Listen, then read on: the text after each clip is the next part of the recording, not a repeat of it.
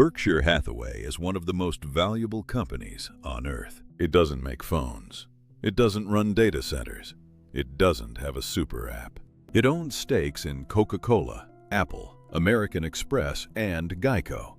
And it's run by a 93-year-old man who still lives in the same house he bought in 1958 for $31,500. Berkshire's superpower isn't intelligence. It isn't access. It isn't technology.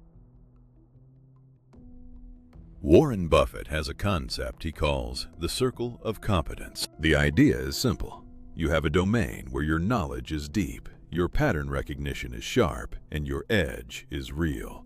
That's inside your circle. Everything else, no matter how exciting, no matter how much money other people are making from it, is outside your circle. Most investors chase what's outside. Buffett stays inside. When the dot-com bubble was making everyone around him a paper billionaire, Buffett didn't touch tech stocks. Not because he was slow, because he knew he didn't understand them well enough to have a real edge. He watched colleagues get rich on paper, then watched the bubble burst. His circle of competence wasn't a limitation. It was a weapon. Here's what most people miss about strategic focus.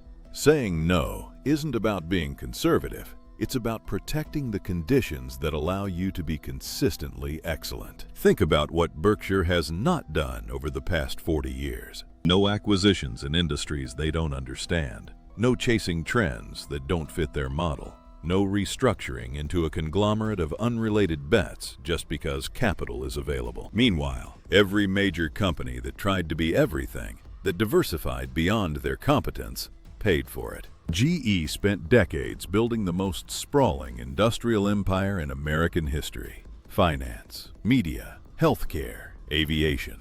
At its peak in 2000, it was the most valuable company in the world. By 2018, it had been removed from the Dow Jones Industrial Average after 111 consecutive years. Diversification outside your circle of competence isn't growth.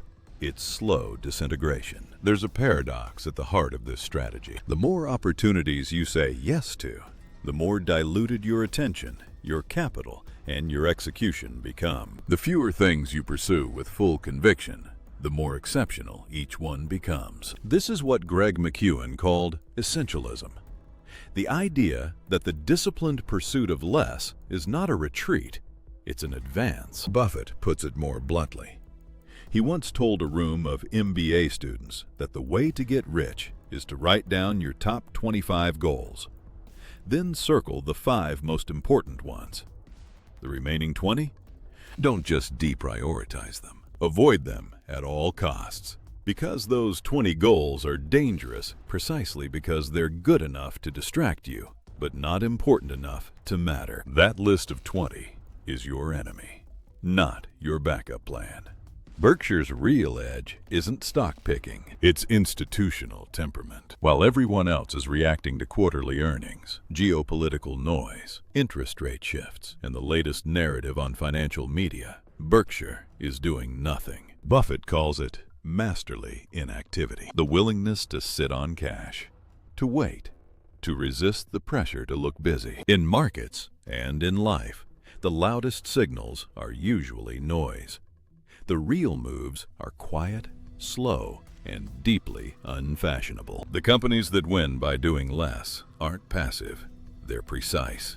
There's a difference. Here's the uncomfortable truth. Most of us don't fail because we lack ambition. We fail because we spread ourselves across too many things to ever be genuinely exceptional at one. Buffett didn't build Berkshire by doing more. He built it by obsessively defending the few things he did best and refusing to apologize for ignoring everything else. So ask yourself tonight, what is inside your circle of competence?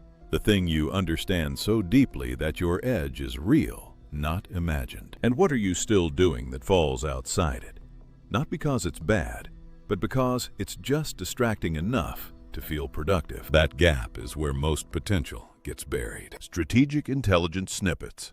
Clear insights, better decisions, stronger futures.